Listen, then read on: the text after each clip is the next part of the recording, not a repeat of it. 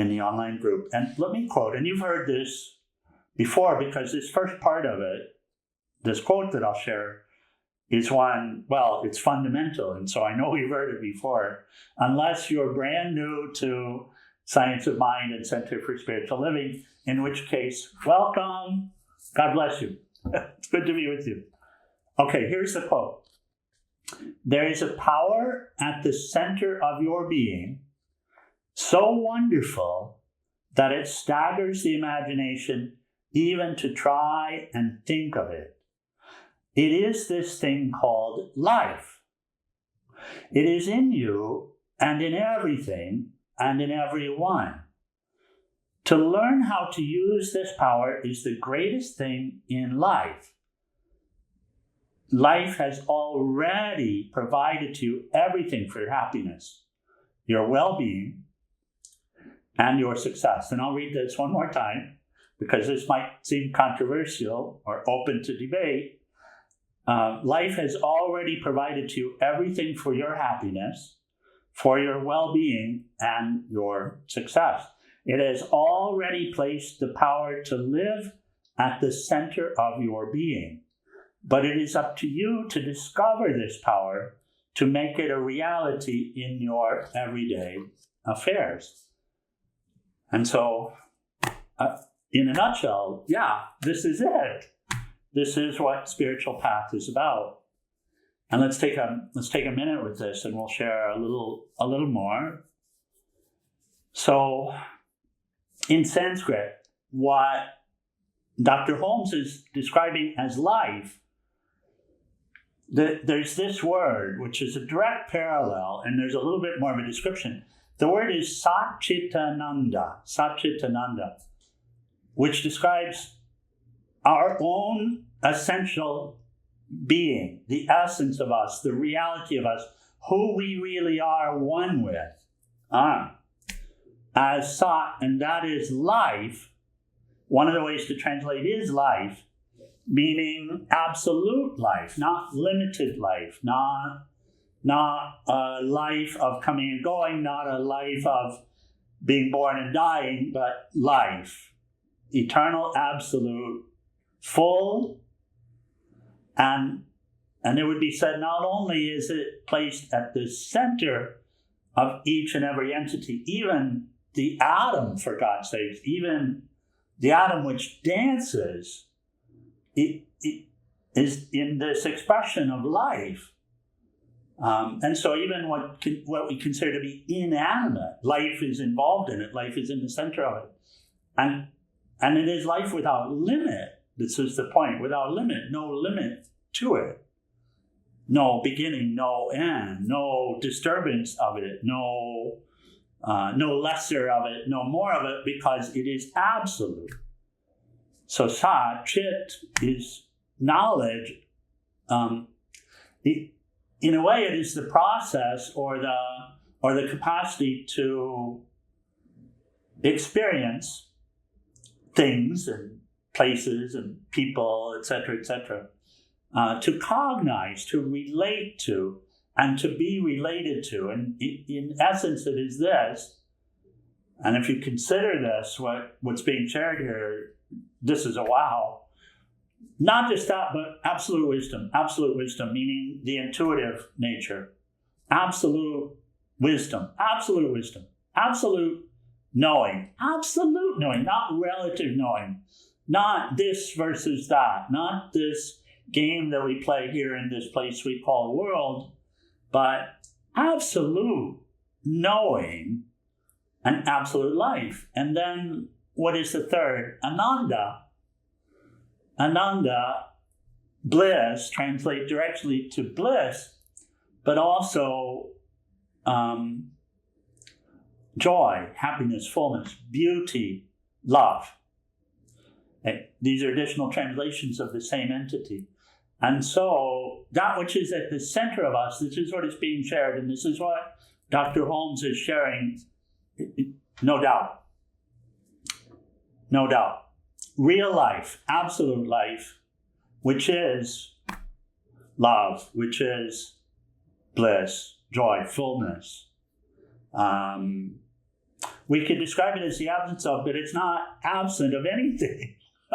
It is not. It is not. So it doesn't seem like that, right? In other words, it's here. Not only is it at the center of life, everywhere I go, it is. I can't, why would I want to get away from it? Good news, I cannot get away from it. Even if I were to try to, I cannot, because wherever I go, there I am. In the fullness, meaning this Satchidananda, this life, is where I am. Who I am. Who I am. I am all full. I am not awful, all full. I am life itself. I am the great silence. I am the peace that passeth all understanding. I am one with the Father, like this. And Dr. Holmes makes the question very practical. It is up to you to discover this power to make it a reality in your everyday affairs. And so let's talk about what has happened. Because it doesn't seem like it. Is that correct? And it seems that it's far away from me, that it's in the future for others. Others have a full life. Others have everything that's needed. And so what has happened is that along the way, I fell. It doesn't mean that I became fallen. It simply means that I fell, like I fell down. Into what? Into a story of my own creation. And here I'm speaking of the mind. A story of my own creation of lack. From which, of course, arises longing. A story of lack. Of not being enough. Of not being happy. Of having problems and difficulties and missing out on the essential needs or desires or like this. And what is the essential need? So Dr. Holmes asked this question: what is it that everyone in the world wants more than anything? What is it that everyone in the world wants more than anything? And the answer to that would have to be happiness, correct? Or fullness, or love, or insight, wisdom, like this. And it's true, isn't it? Every one of us wants this. Now, many different ideas about where it will be, but those ideas are born of our story of lack, our story of loss, our story of separation. And it is a story. I'll just share, it is a story.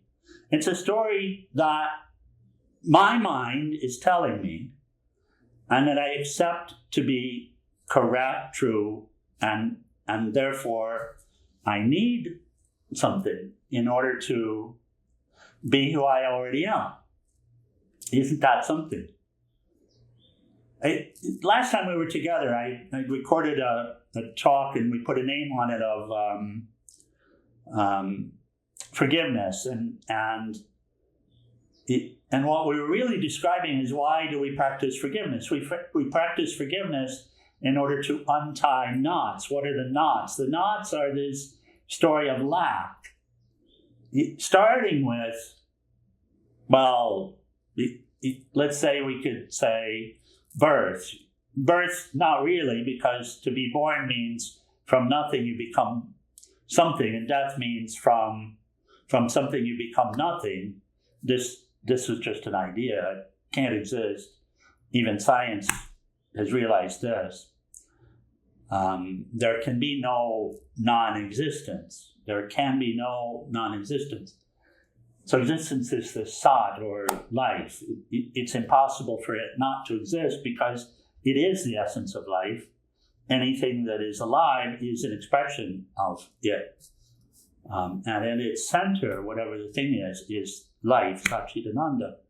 This is what's being shared. And yet, it seems like, and if we were to sit on a psychiatrist's couch and deal with regression, what we would see is all the stuff that happened in childhood that we'll call traumas that we remember a certain way, that we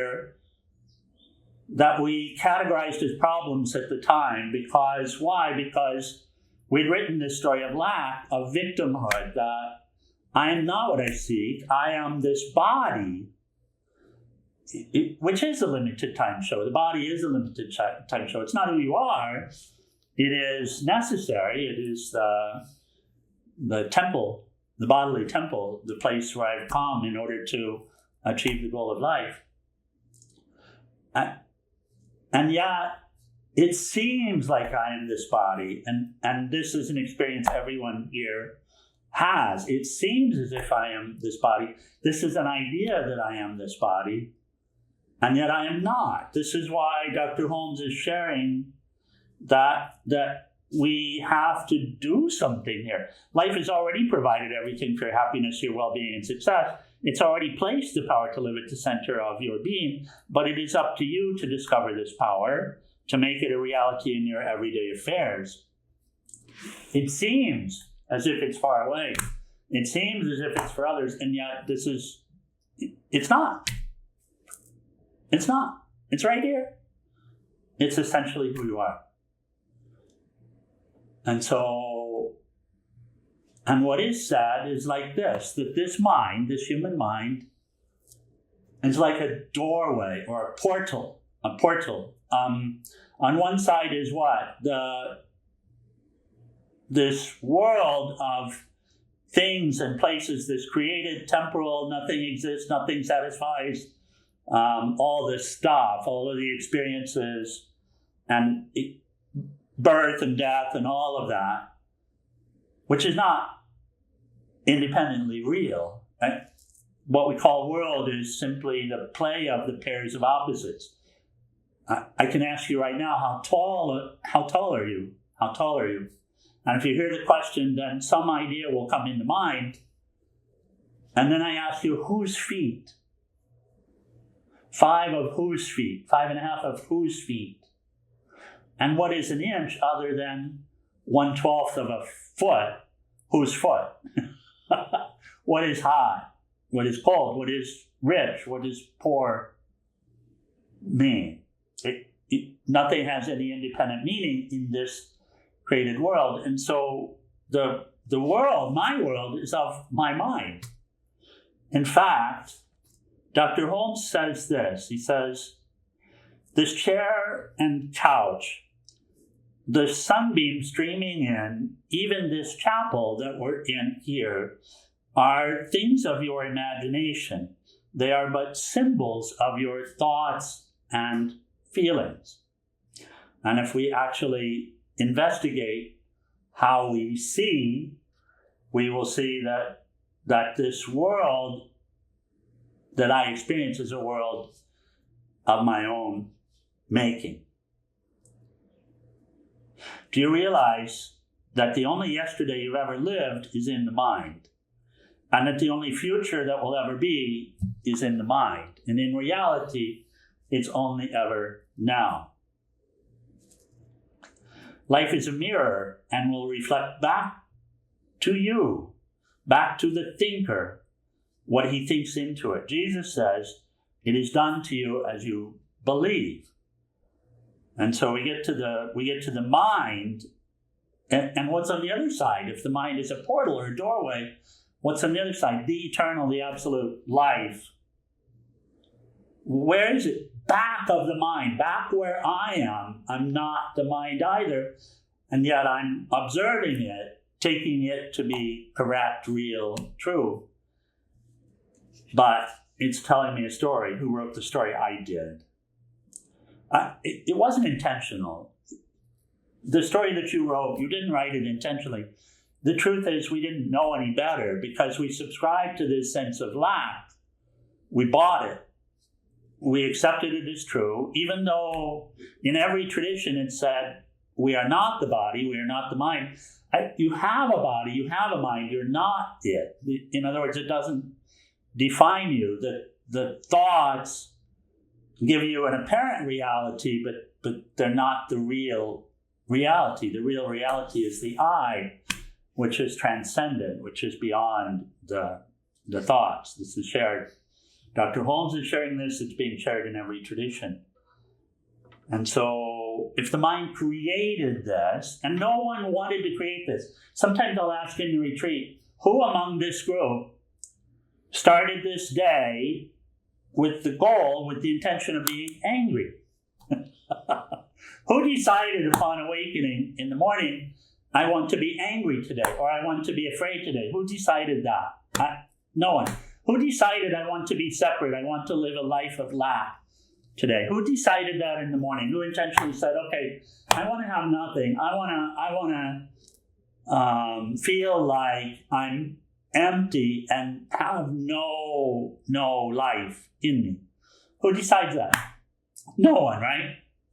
So completely unintentional, which is why we say forgive yourself, forgive everyone, because the story we subscribe to is a universal story, and yet it is my story. I created it.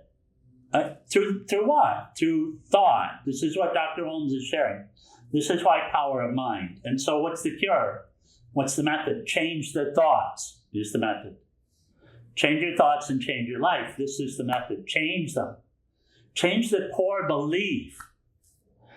I was listening to this morning, and Dr. Holmes talks with us about prayer. He says, when you pray, believe that you already have what you're asking for.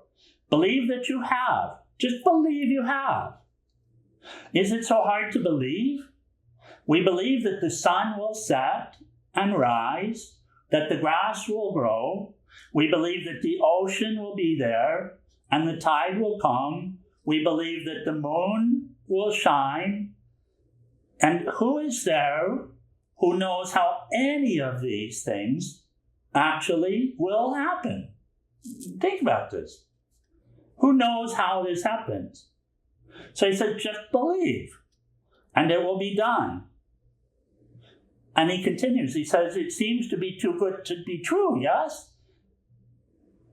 And you and I will never know until we try it.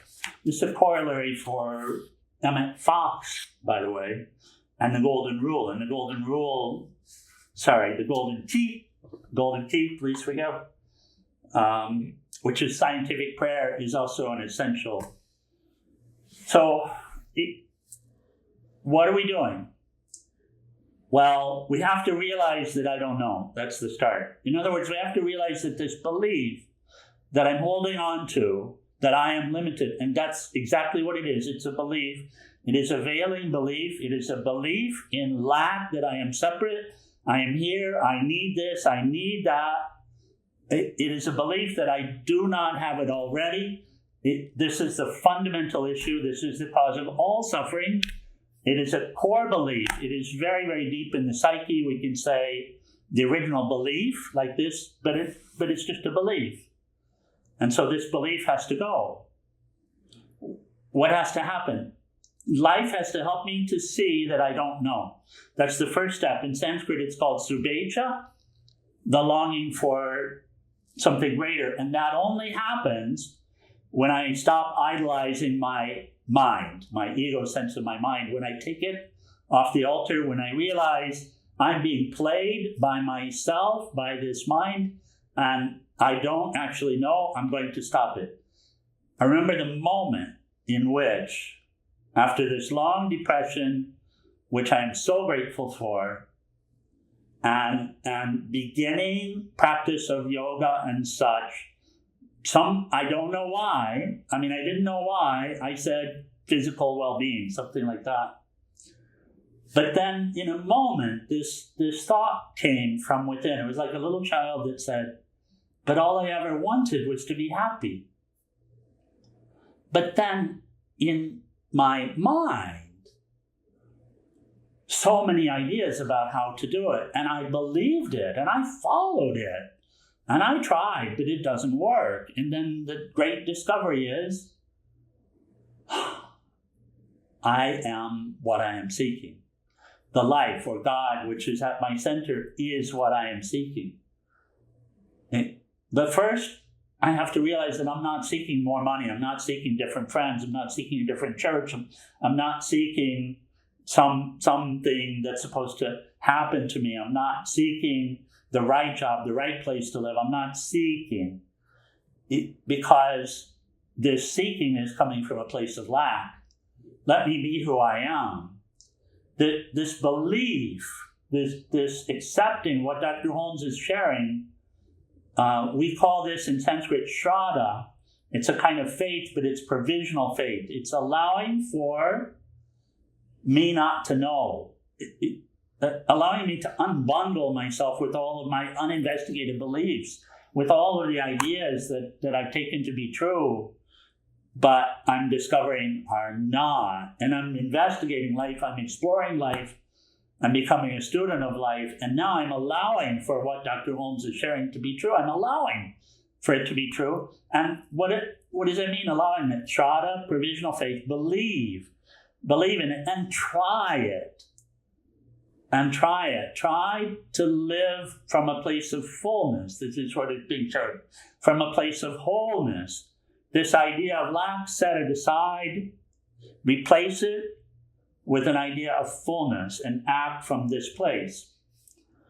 So act as if we are already full. Act as if we are already happy. We don't need anything. And from this lens, replace all of the thoughts of the past and see it as an opportunity to find what we've actually been seeking, which has been inside all along. And so everything that happened comes from love, not from a problem, not from some issue. Everything, every single thing that ever happened to me comes from a place of love, and the life itself, God in me, working within me to help me to remember, to rediscover the kingdom, which is right where I am. And so we can replace all of these thoughts and ideas, every single one of them, and we can see differently. And so how practice? It comes into this. There's when we're together again physically, we'll chant this kirtan in English. And the first part of it is serve, love, give, purify, meditate, realize. So how to do? Live as if I am already full, not from a place of lack. And it's a practice. Fine, it's a practice. So practice being full. And serving instead of living to get, live to give. Serving the one in each and all. Not living from a place of needing, not living from a place of I need, but living from a place of I am connected to Source and I am serving. I'm offering. Love. Love all. See the one love permeating all. Again, practice. See love in your past. See love in your future. See love in your own highest nature. Act from the place of love. Forgive everyone for everything. Forgive yourself. Start all over again. New day. Today is a new day. From now on, no obstacles to love. Live like this. Give. Give, because at the center of you, that which you draw upon is the kingdom, and you are an expression of the king, and so give. Give as if you're giving from a full pot, like this. And try. Serve, love, give. Purify. Purify what? Purify the thoughts, purify the desires, purify the intentions. Replace those limited thoughts with beneficial thoughts, with the name of God, with the glories of God, with uplifting thoughts, with blessings. Become a blessing unto yourself and become a blessing unto all. Wish all well. Don't see anyone as limited. Don't see yourself as limited. And so purify. And the practices are really related to this. Meditate. Slow down. Be aware of the breath. Put an extra step in. The extra step is center in the breath first. Before what? Everything. Breathe before breathing. In other words, intentional breath. Breathe before going outside. Intentional breath. Center with the absolute in the intention. Meditate. And take a little time each morning to sit and meditate. and realize, ask, who am I? Know thyself and be free. Ask, who am I? Know thyself and be free. This is it. This is the practice. No one says it's easy, but it's very simple. This in a nutshell. God bless us, everyone. It's always a joy to be with you. If you give the opportunity to join again this way, I say yes in advance. God bless us, everyone. Om Shanti Shanti Shanti. Make a wonderful day. I was corrected one day. I said, have a great day. Swami Ramasrupanandaji said, no, make it a great day. So in the morning, make a great day. In the night, release the good day and see yourself as sleeping in the place of peace, being happy, and see yourself awakening in the morning in this place. Okay, Om Shanti. Thank you.